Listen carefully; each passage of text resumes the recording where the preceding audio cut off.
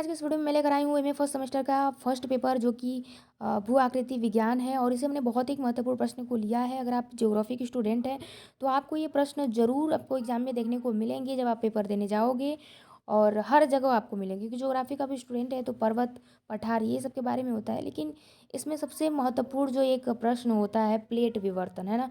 Plate विवर्तन, आप सोच रहे होंगे प्लेट विवर्तन क्या है ना। इसकी भूमिका जो है ये होम्स का सार्वनिक तरंग सिद्धांत है। जो कि अगर आपसे क्वेश्चन पूछे अब इसमें तो ऊपर वाले प्रश्न में तो जैसे कि लिखा है कि पर्वत के निर्माण के संबंध में होम्स के सार्वनिक तरंग सिद्धांत का परीक्षण कीजिए। जो मतलब कि जो पर्वत का निर्माण होगा, तो जब पर्वत के निर्माण होगा तो होम्स जो है एक महोदय हैं जिनका सार्वनिक तरंग सिद्धांत है, और परीक्षण कीजिए। ठीक है, तो यहाँ पे तो नाम लिखा है तो आप तो यहाँ पे समझ जाएंगे कि सार्वनिक तरंग सिद्धांत को लिखना है। और नीचे वाले प्रश्न को देखिए, इसको आप देख के कैसे कर सकते हो कि इसमें होम्स का सार्वनिक तरंग ही सिद्धांत लिखना है। तो इस चीज़ को आपको ध्यान में रखना है। अब आप यहाँ से जान जाइए कि पर्वत निर्माण में प्लेट विवर्तन की अगर भूमिका कहता है तो होम्स का सार्वनिक तरंग सिद्धांत ही है इसमें लिखना है। ठीक है, चलिए अब ये इसको देखते हैं। देखिए, होम्स का पूरा नाम है आर्थर होम्स। ठीक है, ये जो है सहवन तरंग सिद्धांत का प्रतिपादन।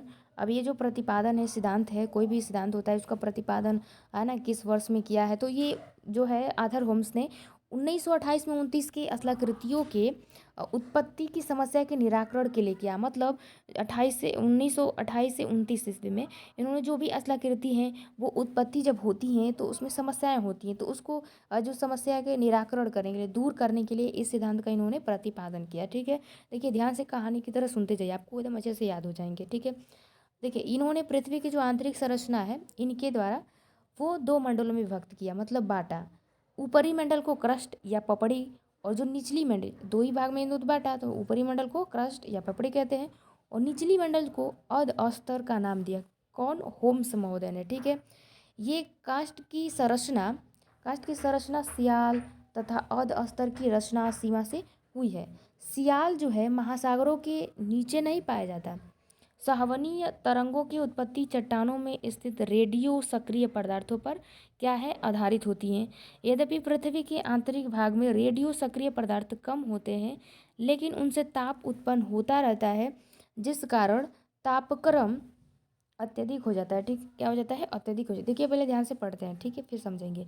उसके बाद क्या होता है, परिणाम स्वरूप पृथ्वी के गर्भ में, जो अंदर जो पृथ्वी का गर्भ होता है उसमें संवहन तरंग उत्पन्न होकर ऊपर की तरफ, कोई चीज़ें जब गर्म होती हैं तो ऊपर उठती हैं, कोई चीज़ ठंडी होती है तो नीचे दबाव पड़ता है ना, तो गड्ढा बनता है ना। तो मतलब जब गर्म होगा तो ऊपर जाएगा, तो इसी चीज़ को कह रहा है यहाँ पे कि ऊपर की तरफ चलने लगती है। पृथ्वी के पपड़ी के नीचे, है ना, पृथ्वी के जो ऊपरी भाग को क्या कहते हैं? पपड़ी कहते हैं ना, क्रस्ट कहते हैं। तो उसके नीचे जो पहुँचने पर दो स्थितियाँ होती हैं। पृथ्वी की पपड़ी के नीचे पहुँचने पर इनकी दो स्थिति होती हैं। पहला, जिस स्थान पर दो संवहनीय तरंगें अलग होकर एक दूसरे से विपरीत दिशा में प्रवाहित होती है, मतलब विपरीत एक दूसरे से, वहाँ पर फैलाव या अपसरण होने के तनावमूलक शक्ति पैदा हो जाती हैं, जिस कारण स्थल मार्ग दो खंडों में विभक्त होकर विपरीत दिशा में हट जाते हैं और बीच वाले खुले भाग में सागर का निर्माण हो जाता है, और इस तरह महाद्वीपों में प्रवाह होता है। ये इसको फिगर के माध्यम से समझते हैं। ये मान लीजिए संवहनीय धाराएं हैं, ऊपर जा रही हैं। ठीक है, अब विपरीत दिशा में कह रहा है, मान लीजिए कि एक जो है संवहनीय धारा इधर इधर जा रही है और एक इधर जा रही है। अब बीच में यहाँ पे क्या होगा? तनाव होगा, तो यहाँ पे दरार हो जाएगी। अब जब यहाँ पे दरार हो जाएगा तो यहाँ पे क्या हो जाएगा? सागर का यहीं पे निर्माण हो जाएगा। यहाँ पे पानी आ जाएगा, जब दरार होगा तो यहाँ पे पानी आ जाएगा, तो ये क्या हो जाएगा? यही यहाँ पे निर्माण हो जाएगा। ठीक है, फिगर के माध्यम से समझ में आ गया आपको? आ गया होगा। ठीक है, अच्छा, हमने पहला जाना। अब दूसरा क्या कहते हैं? दूसरा कह रहा है कि जिस स्थान पर दो केंद्र से ऊपर उठने वाले संवहनीय तरंगे पृथ्वी पर पपड़ी के नीचे पहुंचकर मुड़कर क्षैतिज दिशा में प्रवाहित होकर एक दूसरे से मिलती है, वहीं अभिसरण के कारण दबाव शक्ति उत्पन्न होता है। परिणाम स्वरूप क्या होता है कि धरातल में अवतलन होने से भूसनति का निर्माण होता है, और इस तरह संवहनीय तरंगों को दो वर्गों में रखा जा सकता है। एक उठते स्तंभ की तरंग या अवरोही कहेंगे, और एक गिरते स्तंभ जिसको अवरोही कहेंगे। ठीक है, महाद्वीपों और महासागरों दोनों के नीचे संवहनीय तरंगों की उत्पत्ति होती है, लेकिन महाद्वीपों के नीचे से उठने वाली संवहनीय तरंगें अधिक वेगवती होती हैं, और क्योंकि महाद्वीपीय चट्टानों में रेडियो सक्रिय पदार्थ अधिक मिलते हैं, संवहन तरंगों की उत्पत्ति कई केंद्रों से होती हैं और उनकी उत्पत्ति केंद्र के बदलते रहते संवहनीय तरंगों की 3 अवस्थाएं होती हैं। अच्छा, तुमने पहले को तुमने जाना कि ऊपर की तरफ ये जाती है, ठीक है, गर्म होती है तो ऊपर की तरफ जाती है और दोनों विपरीत दिशा में ये संवहनीय धारा होती है। लेकिन इसमें क्या होता है कि जो हमारे पृथ्वी के जो केंद्र है, ठीक है, तो ये ठंडा होती है तो ये नीचे आती है। तो जब ये धाराएं जो नीचे आएंगी संवहनीय धाराएं, तो ये क्या होगा, गड्ढा बनाएंगे, ठीक है, ये जिसको अवतलन बोलते हैं, ठीक है, अवतलन है ना, भूसनति।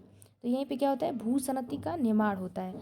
तो ये कहता है, ठीक है, अभी इस उसको बता रहा है कि जो संवहनीय तरंगे हैं, जो यही तरंगे जो जा रही हैं, वो तरंगे जो है 3 अवस्था में होती हैं। एक अवस्था प्रथम अवस्था में देखते हैं कि इस अवस्था का समय जो है सबसे लंबा होता है, जिसके अंतर्गत 2 केंद्रों से आने वाले संवहनीय तरंगे मिलकर जलमग्न तटों के नीचे भूसनति का निर्माण करती हैं, ठीक है। भूसनति में तलछटीय जमाव के जो जब जमाव हो जाता है तो वहाँ भूसनति की तली निरंतर धंसती जाती है। जहाँ पे भूसनति जहाँ पे जमाव होगा वहाँ पे क्या होगा, वो नीचे धंसती जाएगी, ठीक है। अच्छा, धंसती जाएगी और ऊपर से दबाव एवं पृथ्वी के अतिरिक्त ताप के कारण ये क्या हो जाएगा, ताप के कारण पदार्थ द्रव होने लगते हैं। उसके बाद उसका घनत्व क्या हो जाएगा, बढ़ जाएगा और फिर से धसाव होने लगेगा। तो ये जो क्रिया है मतलब रूपांतरण के समय खर्च होते जाते हैं, जैसे ताप अधिक संचय नहीं हो पाता, ठीक है। तो प्रथम अवस्था में क्या होता है, भूसनति का यहाँ पे क्या होगा, निर्माण होता है। धसाव का मतलब जो ये इस तरीके से धसाव होता जाता है, धसाव हो जाता है। जब यहाँ पर गीला रहता है, मिट्टी जो होती है इसको मालवा कहते हैं, ठीक है, और शादी, तो ये जब ये जो होगा इसमें दाब पड़ेगा तो ये गीला है तो चूंकि धंसेगा अंदर जाएगा, मतलब ये धंसाव की क्रिया होगा। तो ये प्रथम अवस्था में होती है। संवहनीय तरंगे क्या होगी, धंसाव करेंगे अंदर की तरफ। द्वितीय अवस्था क्या है कि द्वितीय अवस्था में संवहनीय तरंगे की गति अत्यधिक तीव्र हो जाती है, मतलब बहुत तेज रहती है। महाद्वीपों और महासागरों की ओर से जो आने वाली जो तरंगे होंगी वो तीव्र गति से मिलकर नीचे गिरती हैं, जैसे कि भूसनति के जो मलबे पर क्षैतिज बल पड़ता है, ठीक है। और उसके बाद क्या होगा कि भूसनति का मालवा भींच कर वलित हो जाता है और पर्वत निर्माण प्रारंभ हो जाता है, ठीक है। मतलब ये जो गीला जो हमारा होता है, ये मालवा जो होता है, तो ये जब क्षैतिज पड़ती है, जब क्षैतिज पड़ेगी तो क्या होता है, जब क्षैतिज इस तरीके से जब पड़ती है, ठीक है, सीधा नहीं, सीधा पड़ेगा तो सिर्फ ऐसे गड्ढा बनेगा, ऐसे बनेगा। लेकिन अगर यही चीज़ें जो है मतलब क्षैतिज इस तरीके से आएगा तो यही क्या हो जाता है, उठ के ऐसे पर्वत का रूप ले लेता है, ठीक है। तो भूसनति से ही पर्वत का निर्माण होता है। तो ये द्वितीय अवस्था में हो गया। अच्छा, तीसरा अवस्था क्या कह रहा है कि अंतिम अवस्था में सावनीय तरंगों का क्रम क्रमशः क्षीण होने लगता है, ठीक है, नष्ट होने लगता है। इसका मतलब ये है, इसका मुख्य कारण ये है कि जो स्तंभ में गर्म पदार्थों का अंत जो है और उठते स्तंभ में है ना शीतल मतलब ठंडा पदार्थों का उठना है। धीरे धीरे समस्त उठता स्तंभ शीतल हो जाता है, मतलब ठंडा हो जाता है, जिस कारण से सावन तरंगों का समापन हो जाता है, वो खत्म हो जाती है। क्योंकि गर्म होगा तभी वो ना काम करेगी, ऊपर उठेगा, है ना। ठंडा हो जाएगा तो वो खत्म हो जाएगा और उसकी सभी प्रक्रिया क्या हो जाएगी, समाप्त हो जाएगा, वो नीचे जाके आराम से बैठ जाएगी। और इसके कई प्रमाण होते हैं, जैसे कि निक्षेपण के समाप्त होने जाने से गिरते स्तंभ के ऊपर दबाव कम हो जाएगा, जिस कारण गिरते स्तंभ के पदार्थ जो हैं वो धीरे धीरे ऊपर उठने लगते हैं और पर्वतों का उत्थान प्रारंभ हो जाता है वहीं से।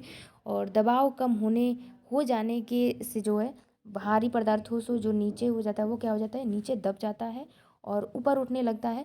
जैसे जब ऐसे देखिए, जो नीचे जो भारी होगा वो नीचे दबेगा, ठीक है, और फिर ऊपर उठने लगता है, ठीक है।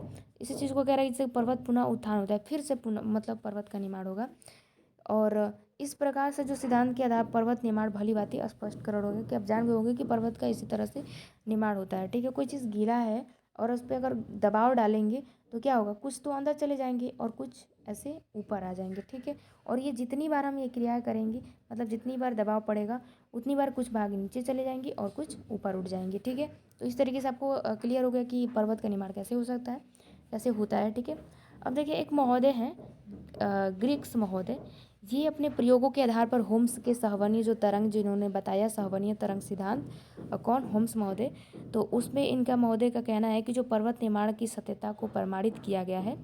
प्रोजी एस्टियर ने भी इस सिद्धांत को आलोचना करते हुए बताया कि सिद्धांत दिलचस्प है, ठीक है, मतलब आलोचना की है, मतलब कमी निकाले हैं, मतलब सिद्धांत तो अच्छा है लेकिन ऐसे कारकों पर आधारित है जिनके विषय में बहुत कम जानकारी प्राप्त है। तो देखिए, कोई भी सिद्धांत होता है उसमें आलोचना करने वाले महोदय कुछ होते हैं। तो इसमें भी प्रोज भी कह रहे हैं कि जो सिद्धांत है तो काफ़ी दिलचस्प है, पढ़ने सही है, लेकिन जो ऐसे जो भी कारक है उसमें काम करने वाले जो भी हैं उस पर आधारित विषय में बहुत कम जानकारी प्राप्त है, ज़्यादा प्राप्त नहीं है। और इस सिद्धांत में निम्न दोष भी पाए जाते हैं, वो भी जान लेते हैं कि उठते और गिरते स्तंभ की धारणा संदेहास्पद हो सकती है, मतलब कि हो भी सकता है, नहीं भी हो सकता है। ठीक है। दूसरा ये कारण है कि संवहनीय तरंग पृथ्वी के अंदर ताप प्रवणता और रेडियो सक्रिय पदार्थों पर आधारित है, जिसके विषय में कम जानकारी है। और तीसरा ये भी है कि पपड़ी के नीचे संवहन तरंगों का क्षैतिज प्रभाव भी एक संदेहास्पद तथ्य है कि क्षैतिज ही पड़ेगा, ये ज़रूरी नहीं है कि क्षैतिज ही पड़ेगा। और चौथा ये कि रूपांतरण और भारी पदार्थों का नीचे की ओर धंसाव एक भ्रामक समस्या है। ठीक है। तो ये जो चीज़ें हो गई हैं, जो होम्स महोदय का ये जो भी सिद्धांत था उसमें ये जो प्रोजे महोदय हैं इन्होंने आलोचना की है कि जो चीज़ें बताए हैं वो सिद्धांत तो दिलचस्प है, लेकिन इनमें क्या क्या जो है कमी है उन चीज़ों को बताया। अब हम जानते हैं कि पर्वत निर्माण में प्लेट विवर्तनी की भूमिका। ठीक है। हमने शुरू में क्या था प्रश्न को एक बार फिर से देखते हैं। देखिए प्रश्न क्या है, पर्वत निर्माण में प्लेट विवर्तनी की भूमिका मतलब व्याख्या कीजिए। ठीक है। तो हमने होम्स का संवहनिक तरंग को सिद्धांत को हमने जाना है ना, और पर्वत प्लेट में आखिर ये जो विवर्तन की जो क्या उसमें ज़रूरत है, उसकी भूमिका क्या है उसको देखें। तो देखिए इसमें लिखा है कि पृथ्वी की जो पपड़ी है ना, पृथ्वी की पपड़ी उसकी बनावट और उसके भीतर अंतर्भौमिक प्रक्रियाओं के संबंध में जैसे जैसे ज्ञान बढ़ा है ना, जो पृथ्वी के अंदर, तो पृथ्वी की जो बृहत आश्लाकृति मतलब बड़े बड़े जो आश्लाकृतियाँ हैं, पर्वतों के निर्माण, ज्वालामुखी क्रिया, ये सभी कारणों की समझ भी अधिक तर्क संगत हुई है ना। भूकंपों के अध्ययन से भूगर्भ की प्रकृति को भी अधिक समझाया जा सकता है। महासागरों की जो तलछटी है उसके बनावट में अधिकाधिक ज्ञान ने भी पृथ्वी की सतह को समझने का अधिक तार्किक ज्ञान सुलभ किया। इसके परिणाम स्वरूप जो ये वाला जो है तलछटी की जो है महासागर की, वो क्या है भूसनती वाला है। इसके परिणाम स्वरूप पिछले दशकों में प्लेट विवर्तनी सिद्धांत का प्रतिपादन हुआ। पृथ्वी की जो प्रॉपर्टी लगभग 50 से 100 किलोमीटर मोटी है, ये तो पता ही है, और ये कठोर है, लेकिन इसको आसानी से तोड़ा नहीं जा सकता। हाँ तोड़ा जा सकता है, यहाँ पे ये कठोर है, लेकिन देखिए जो पूरी प्रॉपर्टी जो है वो कठोर है, लेकिन ये आसानी से टूटने वाली है ना, हमने गलत बोल दिया। और इसके भीतर मैंडल है, और इन दोनों के बीच सीमांत को मोहर विसिक सीमांत कहते हैं। और मेंटल कौन है, देखिए ऊपरी मेंटल और जो है मध्य, जिसको मध्य कह सकते हैं। तो देखिए मेंटल के ऊपरी भाग जो है वो तो बहुत गर्म है और तरल पदार्थ में है। ठीक है। और ये लगभग 130 से 160 किलोमीटर मोटी तह है, जिसको स्टेनोफेयर कहते हैं। और इसके भीतर मुख्य मेंटल का क्रूड है, उसके भीतर क्या है, क्रूड है ना।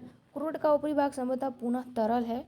प्लेट शब्द का प्रयोग सर्वप्रथम टूजो विल्सन ने किया था, है ना। प्लेट जिसको सबको लिखना पड़ेगा, देखिए प्लेट शब्द जो है इसको सर्वप्रथम टूजो विल्सन ने क्या किया था, इसको शब्द का नाम दिया था। ठीक है। इस शब्द का जब उन्होंने ट्रांसफॉर्म वंश को विच्छेदित किया था, तो ये वंश प्लेटों के सिद्धांतों पर मिलते हैं, विशेषकर समुद्री तलहटियों में स्पष्ट देखे जा सकते हैं।